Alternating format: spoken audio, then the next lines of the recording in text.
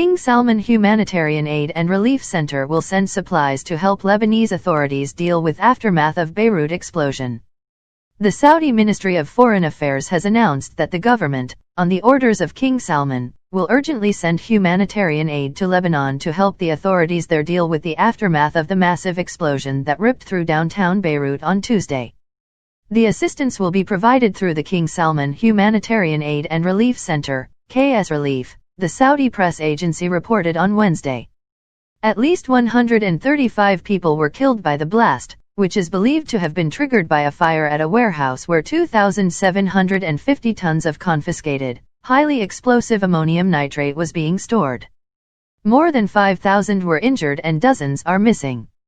U.S. Ambassador to Saudi Arabia John Abizaid has lauded the kingdom for its successful and safe organization of the curtailed Hajj pilgrimage amid the coronavirus disease, COVID-19 pandemic.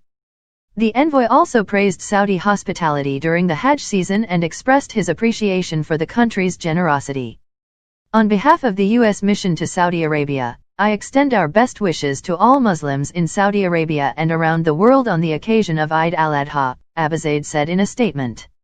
He thanked the Saudi leadership for the care and services provided to the specially selected group of around 1,000 pilgrims of various nationalities allowed to perform Hajj. I would also like to express our deep appreciation to King Salman, Crown Prince Mohammed bin Salman, Minister of Hajj and Umrah Dr. Mohammed Saleh Benton, and Minister of Islamic Affairs Sheikh Dr. Abdullatif Al-Ashiq for the government's actions to protect the health of those participating in this year's Hajj pilgrimage. I also extend our gratitude to the people of Saudi Arabia for their kind hospitality, friendship, and generosity during Eid and throughout the 8 decades of our two countries' close partnership. May the prayers for peace of all people around the world be heard, he added. Separately, the World Health Organization, WHO, also commended Saudi Arabia for its efforts in organizing Hajj. WHO Director General Dr. Tedros Adhanom Ghebreyesus praised the steps taken by the kingdom to ensure the safety of pilgrims and said the preventive measures had set an example for other countries to follow in working toward lifting COVID-19 restrictions. Qatar allegedly financed weapons deliveries to Hezbollah as early as 2017, according to a new dossier seen by American news site Fox News. A private security contractor who penetrated Qatar's weapons procurement business told Fox News that a member of the Qatari royal family allegedly authorized the delivery of military hardware to Hezbollah in Lebanon in 2017. Qatar's ambassador to Belgium and NATO, Abdul Rahman bin Mohammed Sulayman Al Khulaifi, sought to pay the private security contractor over $890,000 to hush up the role of Qatar's regime in supplying money and weapons to the Hezbollah, the Fox News report said.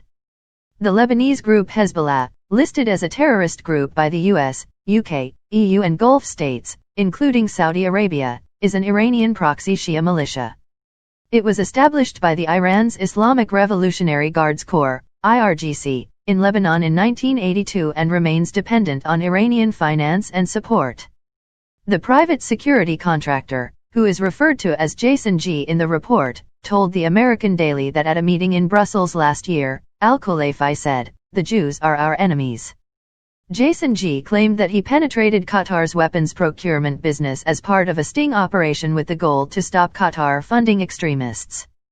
The new information about Qatar allegedly funding the terrorist organization Hezbollah casts new doubt on Doha's anti-terror partnership with the U.S.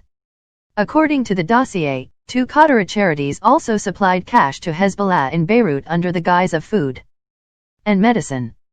The charities were named as Sheikh Eid bin Mohammed Al Thani Charitable Association and the Education Above All Foundation, the report said. The dossier was viewed as relevant and authentic by top German intelligence officials, Jason G. told Fox News. A member of the British Parliament who tracks terror finance told Fox News that the Qatari regime's behavior was outrageous and that both the UK and Belgium governments should act decisively. These allegations are very serious, particularly given that the ambassador is ambassador to NATO, and this should be investigated and appropriate action taken, the British MP said, adding that the issue would be raised to the UK Foreign Secretary.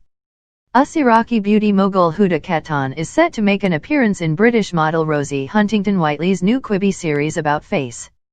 The 6-part show, which is set to launch on August 10, focuses on business development and entrepreneurship in the beauty industry.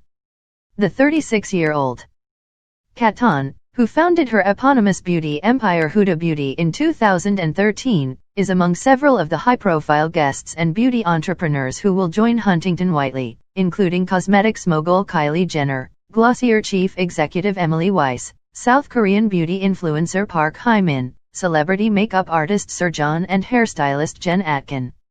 It is expected that the model will get up close and personal with beauty industry trailblazers, giving insights into product breakthroughs and game-changing items. Katan is undoubtedly a game-changer in the beauty industry, making her a fitting guest for the show. In addition to being at the helm of one of the world's fastest-growing makeup brands, the Dubai-based entrepreneur also recently launched a skincare range titled Wishful. She is also the co-founder of a fragrance line titled Kylie, in collaboration with her younger sister Mona Katan.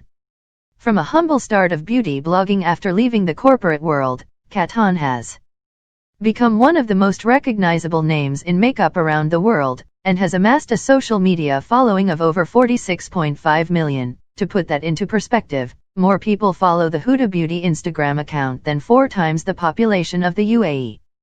Meanwhile, Huntington Whiteley is not the first high-profile collaborator of the streaming service.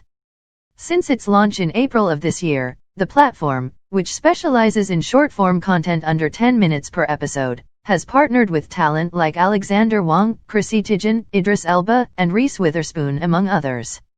Huntington Whiteley's series on the American short-form streaming platform was announced in December last year. The model is an executive producer on the show, alongside Lily Berg. Also working on the project is Alfred Street Industries, the production company behind Project Runway.